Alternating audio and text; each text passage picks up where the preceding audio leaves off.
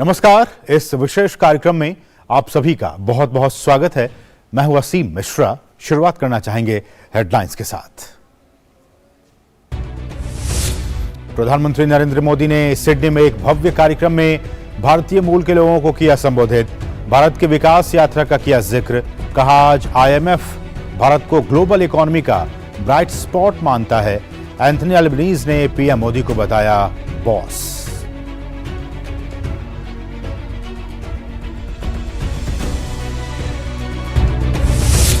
Australia दौरे पर PM Modi ने सिडनी में कई ऑस्ट्रेलियाई कंपनियों के मुख्य कार्यकारी अधिकारियों और व्यापार प्रतिनिधियों के साथ की बात। आर्थिक मोर्चे पर भारत की तेज रफ्तार और निवेश संभावनाओं पर हुई चर्चा। भारत के विकास यात्रा में भागीदार बनने के लिए निवेश का दिया न्योता।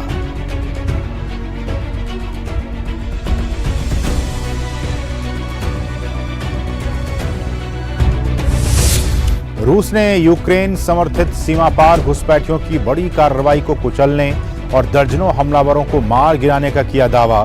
यूक्रेन बेलगोरोद में अपना हाथ होने से किया इनकार। कहा, रूस के ही 2 सशस्त्र समूहों ने घटना को दिया अंजाम।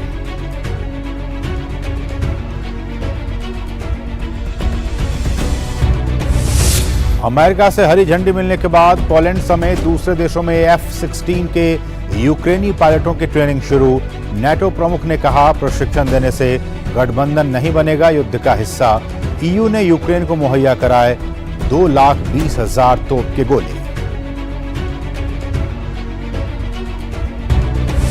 और हफ्तों की भारी लड़ाई के बाद सूडान में 7 दिनों के संघर्ष विराम लागू होने के दूसरे दिन मिली कुछ राहत। मंगलवार को भी गोलीबारी की सुनाई दी आवाज। अमेरिका ने संकट से निपटने के लिए सूडान और दूसरे पड़ोसी देशों को दी $245 मिलियन की मानवीय सहायता।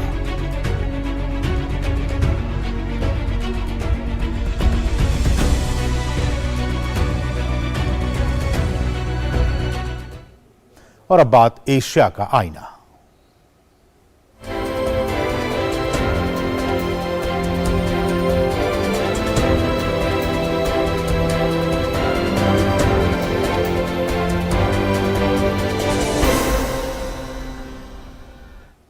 PM मोदी अपनी 6 दिवसीय यात्रा के अंतिम चरण में ऑस्ट्रेलिया के दौरे पर हैं। भारत और ऑस्ट्रेलिया के रिश्तों की व्याख्या PM मोदी ने कई नए उदाहरणों से दी। सिडनी के एरिना स्टेडियम में आयोजित भव्य कार्यक्रम को संबोधित करते हुए PM ने कहा कि भारत और ऑस्ट्रेलिया के बीच भौगोलिक दूरी भले ही हो, लेकिन हिंद महासागर हमें आपस में जोड़ता है।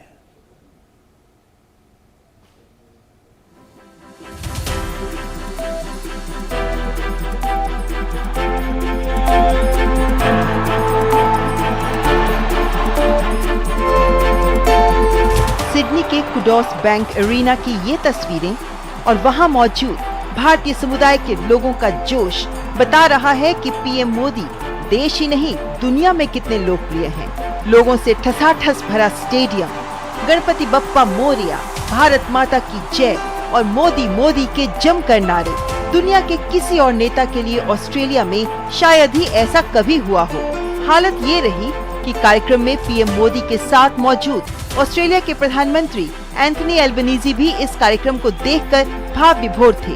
एंथनी अल्बनीजी ने भारतवंशियों के बीच संबोधन में PM मोदी की जमकर तारीफ करते हुए उन्हें बॉस बताया और कहा कि उनका स्वागत करना सौभाग्य की बात है।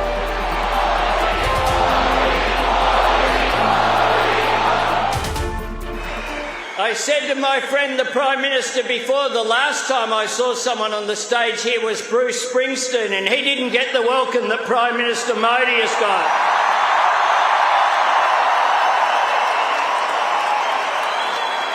Prime Minister Modi is the boss. Stadium में 20,000 से ज्यादा भारतीयों को संबोधित करते हुए PM ने शुरुआत नमस्ते ऑस्ट्रेलिया से की। PM ने ऑस्ट्रेलिया में बसे भारतीयों की जमकर तारीफ की।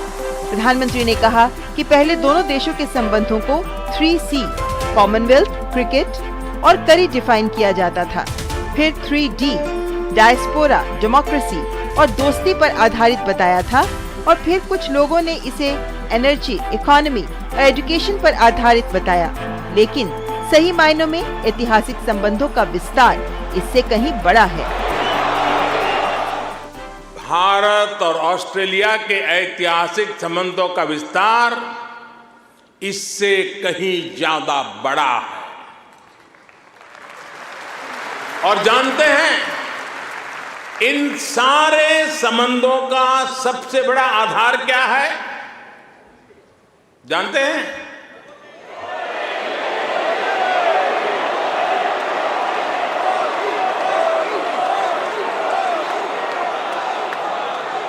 जी नहीं,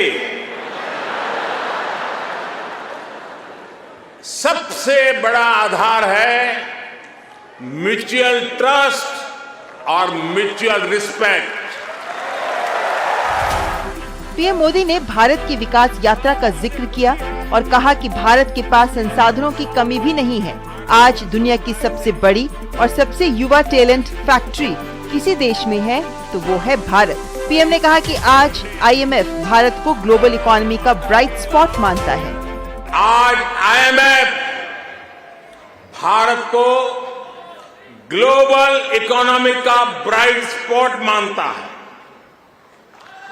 वर्ल्ड बैंक का विश्वास है कि ग्लोबल हेडविंड्स को अगर कोई चुनौती दे रहा है तो वो भारत है। इस अवसर पर प्रधानमंत्री ने कहा कि भारत मदर ऑफ डेमोक्रेसी है। हम राष्ट्र को एक परिवार के रूप में देखते हैं और विश्व को भी परिवार मानते हैं। भारत ने हमेशा अलग अलग देशों को एकजुट करने के लिए एक बाइंडिंग फोर्स की तरह काम किया है। अभी अभी जब तुर्की में भूकंप ने तबाही मचाई, तब भारत ने ऑपरेशन दोस्त के द्वारा मदद का हाथ बढ़ाया। भारत अपने हितों को सबके हितों से जोड़कर देखता है। इस कार्यक्रम को लेकर भारतवंशियों में जबरदस्त उत्साह दिखा। इतना अच्छा माहौल कि बता ही नहीं सकते, शब्दों में बयान नहीं किया जा सकता। इतना अच्छा माहौल था और ऐसा मौका ऑस्ट्रेलिया में सिडनी में रहते हुए हमें बहुत कम मिलता है। फील सो कनेक्टेड, ऐसा लग रहा था कि पूरे भारत के दर्शन हो गए। और उसके बाद जो सबका वेलकम स्पीच दिखाया कि ये पंजाब से, ये उत्तर प्रदेश से, ये महाराष्ट्र से, वो सब कुछ ऐसा था जो हमने इमेजिन नहीं किया था। स्टेडियम में पीएम मोदी के आने से पहले भव्य सांस्कृतिक कार्यक्रम हुआ। सांस्कृतिक और रंगारंग कार्यक्रमों के जरिए पीएम मोदी का स्वागत किया गया। यही नहीं, एयरक्राफ्ट की मदद से पीएम मोदी के स्वागत में सिडनी में आसमान में वेलकम मोदी लिखा गया।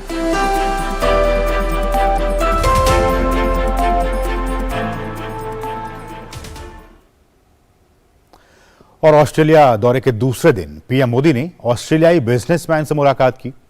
भारत इस समय पूरी दुनिया के लिए निवेश के हिसाब से एक आकर्षक जगह बन रहा है। ऐसे में ऑस्ट्रेलियाई बिजनेसमैन भी भारत के साथ व्यापार बढ़ाना चाहते हैं। पीएम ने इन उद्योगपतियों को भारत में इन्वेस्ट के लिए आमंत्रित किया। ऑस्ट्रेलिया भारत का 17वां सबसे बड़ा बिजनेस पार्टनर है।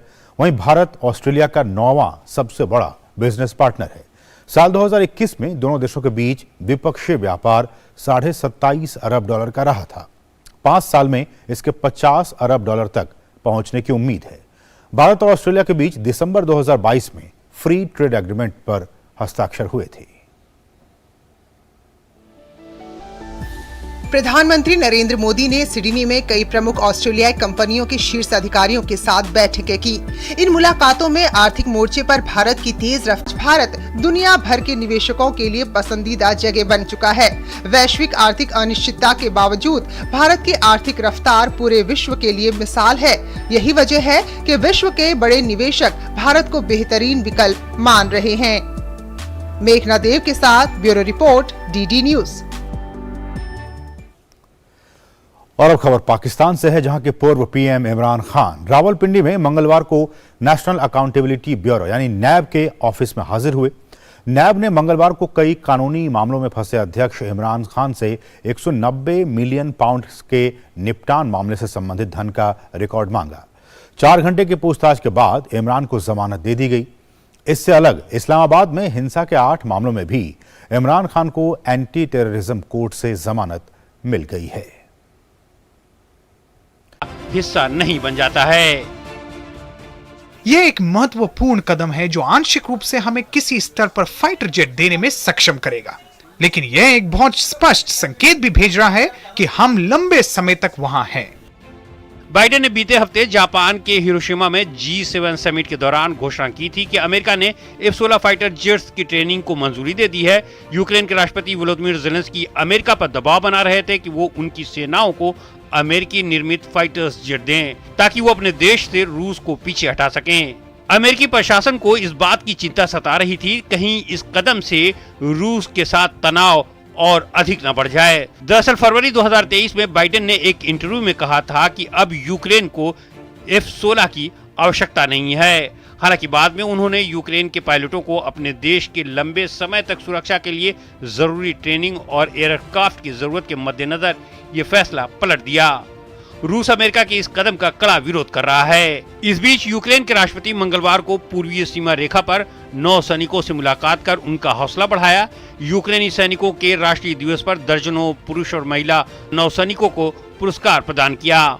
वहीं रूस के राष्ट्रपति ने कहा है कि 2014 में जो युद्ध शुरू हुआ था उसे विशेष अभियान के जरिए खत्म किया जाएगा।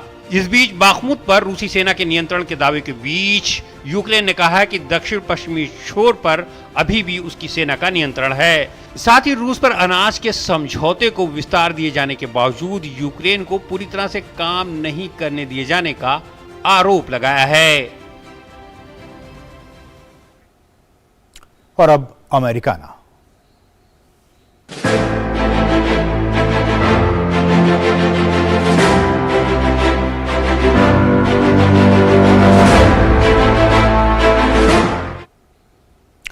अमेरिकी राष्ट्रपति जो बाइडेन और हाउस स्पीकर केविन मैकार्थी दोनों ने कहा है कि व्हाइट हाउस में सोमवार देर रात सरकार और रिपब्लिकन के बीच ऋण सीमा पर चर्चा हुई, लेकिन कोई समझौता नहीं निकल पाया। हालांकि प्रत्येक पक्ष ने एक दूसरे की गंभीरता की प्रशंसा की, लेकिन बुनियादी मतभेद बने रहे। ऐसे में ऋण सीमा बढ़ाने के लिए अमेरिका की संसद में सरकार और रिपब्लिकन के बीच किसी समझौते पर पहुंचने के लिए महज 9 दिन ही बचे हैं। अमेरिका में कर्ज संकट की समस्या का अभी तक कोई समाधान नहीं निकल पाने से वहां की घरेलू स्थिति पर तो प्रभाव पड़ ही रहा है, साथ ही वैश्विक स्तर पर भी इसकी गूंज सुनाई देने लगी है। अमेरिका के वित्त मंत्रालय ने कहा है कि उसे ये उम्मीद है कि बिना ऋण सीमा बढ़ाए वह केवल 1 जून तक अमेरिका सरकार के बिलों का भुगतान कर पाएगा। ऋण सीमा बढ़ाने के लिए अमेरिका की संसद में सरकार और रिपब्लिकन के बीच किसी समझौते पर पहुंचने के लिए महज 9 दिन बचे हैं। गौरतलब है कि 31.4 ट्रिलियन डॉलर की ऋण सीमा को बढ़ाए बिना ऐसी संभावना है कि अमेरिकी सरकार के सभी भुगतान दायित्वों को पूरा करने में सफलता नहीं मिलेगी, जिससे अमेरिका पहली बार डिफॉल्ट कर सकता है। इस संबंध में अमेरिकी राष्ट्रपति जो बाइडेन और रिपब्लिकन हाउस के स्पीकर केविन मैकार्थी के बीच बातचीत भी किसी नतीजे पर नहीं पहुंच पाई। हालांकि इसे अन्य बैठकों की तुलना में काफी सार्थक बताया। मैंने सोचा कि बैठक उत्पादक थी। मैंने सोचा कि यह अन्य बैठकों की तुलना में अधिक उत्पादक थी, लेकिन हमारे बीच अभी भी मतभेद हैं। हमने सदस्यों और कर्मचारियों को एक साथ वापस आने, रात भर काम करने, ये जानने के लिए कि हमारे कुछ मतभेद कहाँ हैं, देखें कि क्या कोई अन्य विचार हैं जहां हम काम कर सकते हैं, निर्देश देकर बैठक छोड़ दी। जून में मोटे तौर पर 31.4 ट्रिलियन अमेरिकी डॉलर की मौजूदा सीमा से इसे बढ़ाने में विफल रहने के परिणाम स्वरूप अमेरिका अपने ऋण पर चूक कर सकता है। इसका मतलब ये होगा कि सरकार और पैसा उधार नहीं ले सकती थी या अपने सभी बिलों का भुगतान नहीं कर सकती थी। इससे वैश्विक अर्थव्यवस्था भी प्रभावित होगी। इस संकट से निपटने के लिए आगे भी अमेरिकी राष्ट्रपति और रिपब्लिकन हाउस के स्पीकर के बीच प्रयास जारी रहेंगे। अमेरिकी राष्ट्रपति जो बाइडेन रविवार देर रात जापान से लौटते हुए एशिया की अपनी यात्रा बीच में ही समाप्त कर दी, ताकि वह 1 जून की समय सीमा से पहले अंतिम दिनों में एक सौदे की दिशा में काम कर सके। बाइडेन और मैकार्थी ने फोन पर बात की। इस बीच ट्रेजरी सेक्रेटरी जेनेट येलेन ने कांग्रेस को एक चेतावनी पत्र जारी किया, जिसमें कहा गया था कि अमेरिका के पास ऋण सीमा में वृद्धि के बिना 1 जून तक अपने बिलों का भुगतान करने के लिए पैसा खत्म हो जाएगा।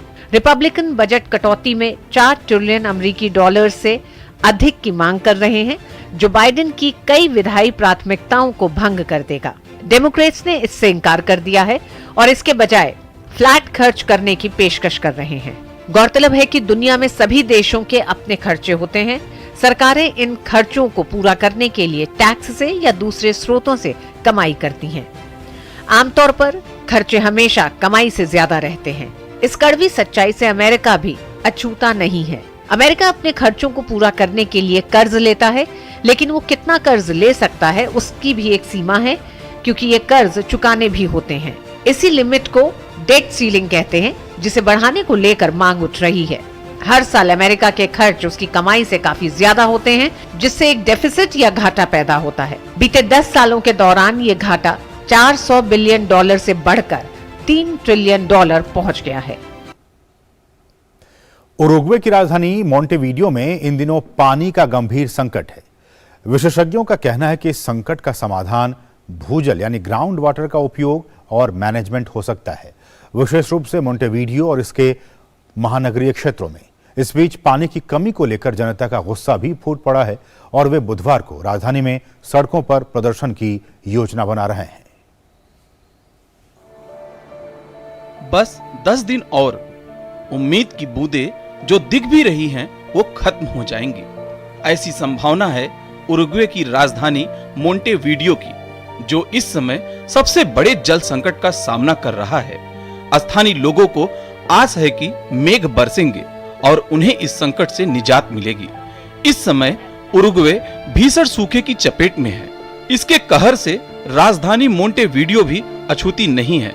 शहर को पानी उपलब्ध कराने वाले जलाशय लगभग सूख चुके हैं। दक्षिण अमेरिका के दक्षिणी क्षेत्र में कम बारिश और उच्च तापमान ने पिछले वर्ष के दौरान गंभीर सूखे को जन्म दिया है, जिससे पड़ोसी अनाज उत्पादक अर्जेंटीना में भी फसलें प्रभावित हुई हैं और भारी कृषि उपज का नुकसान हुआ है। अधिकारियों के मुताबिक उरुग्वे में पानी की कमी 74 वर्षों से सबसे खराब है।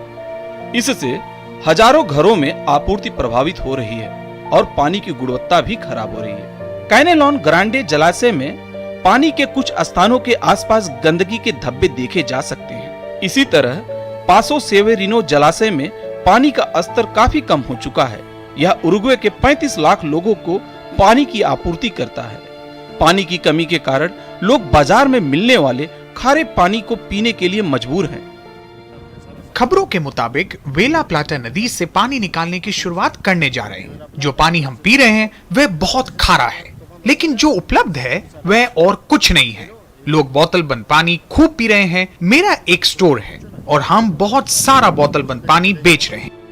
पानी की कमी को लेकर जनता का गुस्सा फूट पड़ा है और वे बुधवार को राजधानी में सड़कों पर प्रदर्शन की योजना बना रहे हैं। श्रमिक संघों का कहना है कि कम बारिश, आपूर्ति का कुप्रबंधन और राज्य में निवेश की कमी यह समस्या का सबसे बड़ा कारण है। और यहाँ रुकें छोटे सा ब्रेक के लिए। आप देखते रहिए डीडी न्यूज।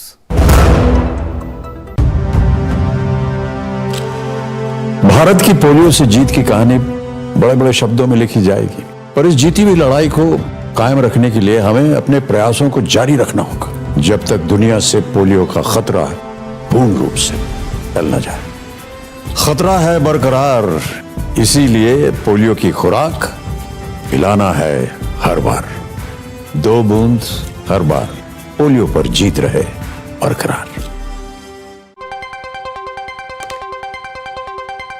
राजनीति की चाल से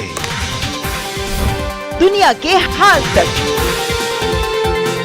खेल के मैदान से किसान के खलियान तक, दिन भर की हर छोटी बड़ी खबर को समेटे खबर के हर किरदार को दिखाते हैं हम। डीडी न्यूज का प्राइम टाइम शो, सटीक और भरोसेमंद खबरें। खबर ही नहीं, खबर का विश्लेषण भी। नए तेवर, नए कलेवर, नई धार और नई रफ्तार के साथ देखिए न्यूज नाइट हर रात 8 बजे सिर्फ डीडी न्यूज पर।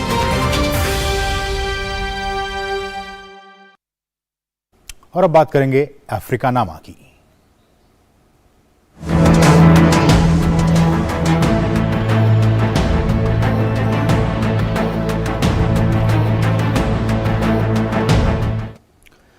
सूडान में 7 दिनों के संघर्ष विराम लागू होने के दूसरे दिन यानी मंगलवार को भी राजधानी खार्तूम के कई हिस्सों में गोलीबारी की आवाज सुनाई दी और लड़ाकू विमानों को उड़ते हुए देखा गया। शहर में नागरिकों ने आशंका जताई है कि इससे लड़ाई कभी भी भीषण रूप ले सकती है और अंतर्राष्ट्रीय स्तर पर निगरानी वाले युद्ध विराम जगी लोगों की आस कभी चकनाचूर हो सकती है। वहीं कई लोगों का कहना है कि पिछले दिनों के मुकाबले मंगलवार का दिन थोड़ा राहत भरा रहा और जरूरतमंदों तक राहत सामग्री भी पहुंची। अब तक जारी जंग में सैकड़ों लोग मारे गए हैं जबकि लाखों लोग विस्थापित हुए हैं। अमेरिका, सूडान और पड़ोसी देशों को सूडान में जारी संकट से निपटने में मदद के लिए $245 मिलियन की मानवीय सहायता का ऐलान किया है। तो इसके साथ ही इस विशेष कार्यक्रम में बस इतना ही। मुझे और हमारी पूरी टीम को दीजिए अनुमति। नमस्कार।